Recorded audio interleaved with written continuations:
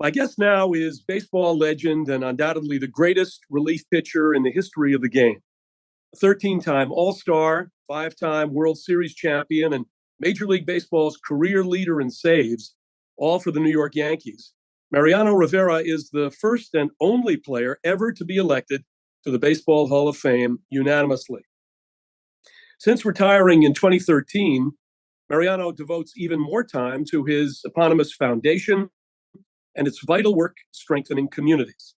Based in his home country of Panama, Mariano Rivera Foundation is dedicated to providing children from less fortunate families with key life skills through STEM learning opportunities, mentorship programs, and more that will set them on a path to a brighter future. Mariano also staunchly backs the state of Israel and the Jewish people, having developed a deep connection through his Christian faith.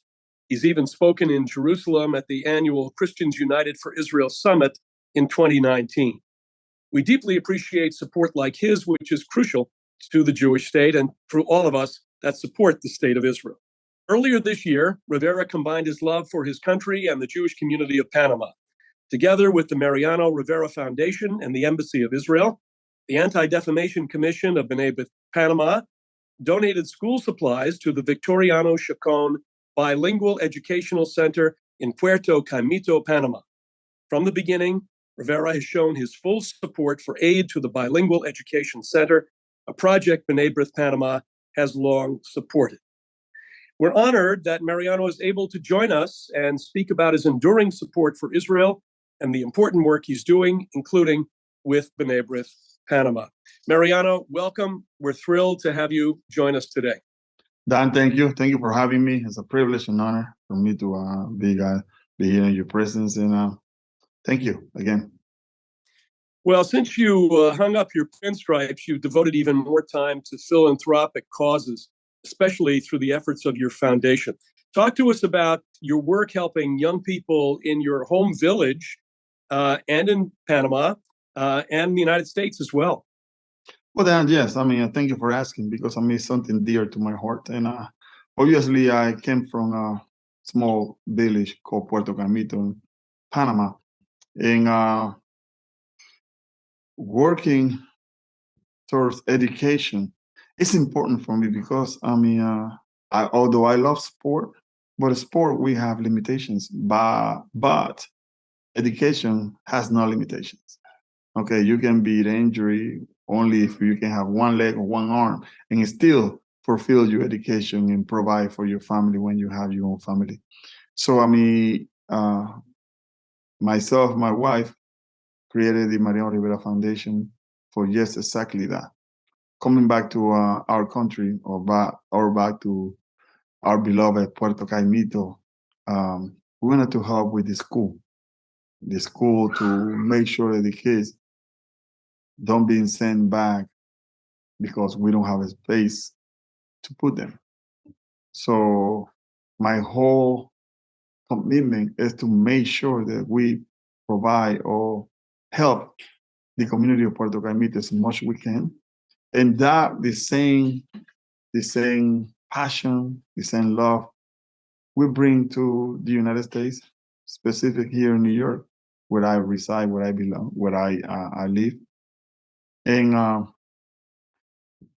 with the Rivera Mariano Foundation, we wanted to build also a place where these youngsters can come and feel safe.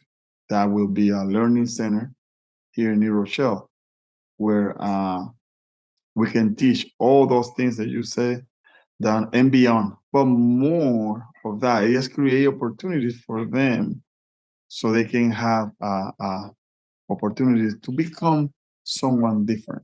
Okay, a lot of times people point fingers at me, telling me that I wasn't good enough to accomplish anything. And I guarantee you, Dan, that all these people will point fingers at our youngsters, telling them that they're not worth anything, that they won't be accomplished anything. Therefore, the Mariano Rivera Foundation, we believe that empower these boys and girls to understand that they are someone special, that they mean a lot for someone, and they belong in a society like this with a different opportunities. So we creating those opportunities, and that's my passion.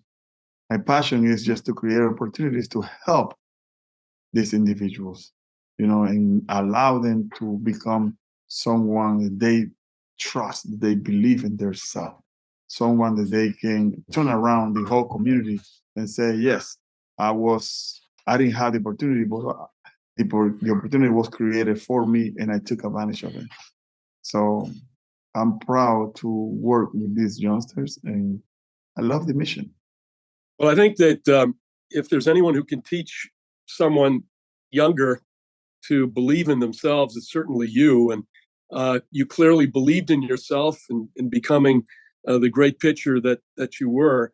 I know the Jewish community in Panama is very proud of you, as all Panamanians are proud of you. And B'nai B'rith and your foundation had this project, I think it was a month or two ago, Yes.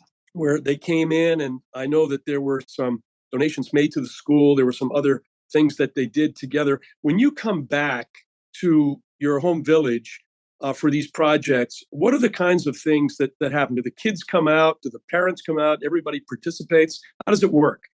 Well, everybody participate. Everybody participate on the cause, you know.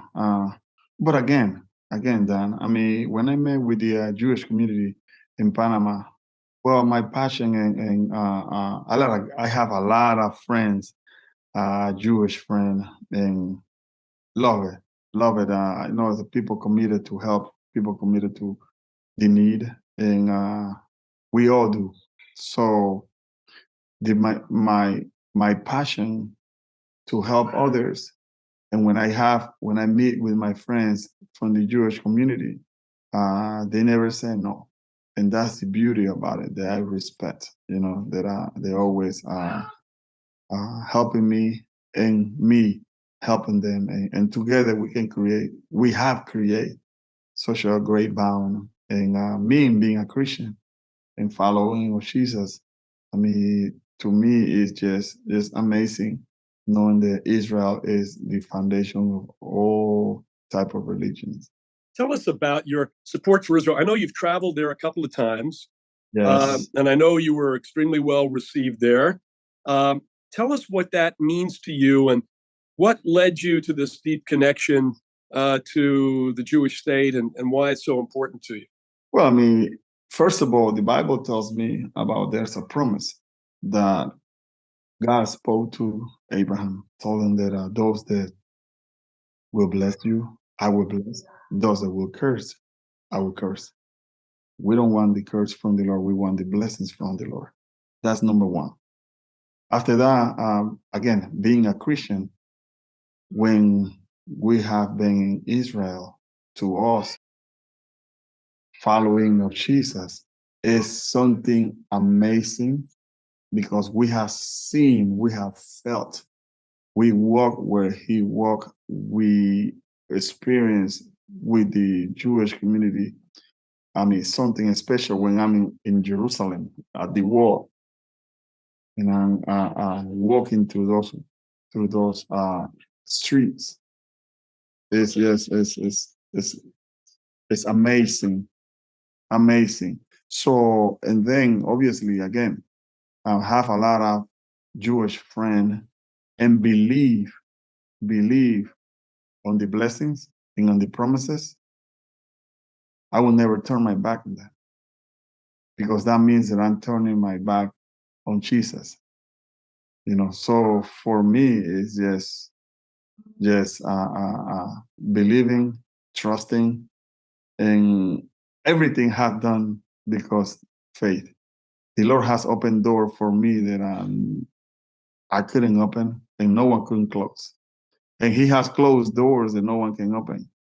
So to me, it's just a blessing, again, a blessing to be part of the community, to interact and believe and share in friendships and brotherhood. Why not? So I mean, to me, I mean, the Jewish community in Israel are deep in my heart, and and we truly believe on that. Well, really, we deeply appreciate the friendship. I assure you. And I remember reading when you had I think you had just come back from a trip to Israel, and you were interviewed about it. And I remember being quite moved by your description of the visit that you made. We have time for a couple of more questions, if I may. Would you indulge a couple of baseball questions while I have you? Because Yeah, why not? we can't do this without asking you about baseball. A couple of questions. One, what is your favorite moment from your career? One that you carry with you the longest, and the one that you think about the most? Well, Dan, that's easy for me. It wasn't a moment in itself and the game, but just to me, it was just wearing the uniform, carrying the legacy of the New York Yankees, and be part of the New York Yankees. For me, has more power than anything else. I mean, love the game, respect the game, and that's why I play the game. But when I was wearing the uniform, the New York Yankees pinstripes uniform, to me, it was something special, knowing that the players that went through it before me, like Babe Ruth and Whitey Ford and Gary and Barras and the Mantles and the our guy from Panama, Hector Lopez, and many others. To me, it was just a blessing that I was able to wear that uniform with pride and honor. It wasn't a game. It wasn't something that I did, because the game itself is bigger than that. And then just wearing the uniform for me, that was just the pinnacle of everything. Yeah, well, except for Babe Ruth, all the names you mentioned were from my era. When I started to be a fan back in the late 1950s, and you mentioned Hector Lopez, who just passed away, was a great ball player and a great human being. Just one more question. Yeah, was there a moment in your career when you recognized that not only could you play in that you were also capable of one day being elected to the Hall of Fame? Did you ever see the Hall of Fame as your career objective, or was it just going out there to save a particular game? Dan, I went there with the mission of just play the game, be someone for the organization that wanted to help the team as much I could, and won as many championships that I could. So, I mean, Hall of Fame wasn't on the radar. It's something that happened, something that is just waiting for you, I guess, because I don't think that you come into the league or to baseball and start thinking, I'm going to be a Hall of Fame. I don't think so. You come in with the league just thinking, man, that was me. I wanted to win. I wanted to help my team win as many championships that we can. I wanted to be part of the All-Star game and all that stuff. That you think, but a Hall of Fame is something that it just came along. At the end, the pinnacle of your career, it's been blessed by being honored to be part of the Hall of Fame, Baseball Hall of Fame. So, I mean, for me, Dan, it was just the blessings that I was able to play the game of baseball, the blessing that I was able to be part of the New York Yankees for so many years and have a great career with the New York Yankees and had the support of a great nation and a whole nation called Panama, and then being here in the United States in New York, for me, it was something special, So, I mean, that alone, then, the Hall of Fame was kind of like the cherry and top of the ice cream or the milkshake. Well, you don't have to be a Yankee fan to have loved and been a fan of Mariano Rivera. You have legions and legions of fans in baseball who appreciated your great talent, your unusual talent, and we really count ourselves as great fans of yours and great fans of the important work that you do with your foundation every day. I think of Puerto Camito. I think of a town that most of us here in the United States, I'm sure, have not heard of, but every life is important, and all you do with these kids to give them hope and give them inspiration and give them the opportunity to think big in the little town that they're living in really is something special. So you're an all-time great, not just on the field, but in the community as well. And thank you so much for being a great friend of Israel and the Jewish people. We really appreciate it. And thanks for spending the time with us today. My pleasure, Dan. It's an honor for me again. It's an honor for me to spend time with you guys. And again, thank you very much, and God bless you guys.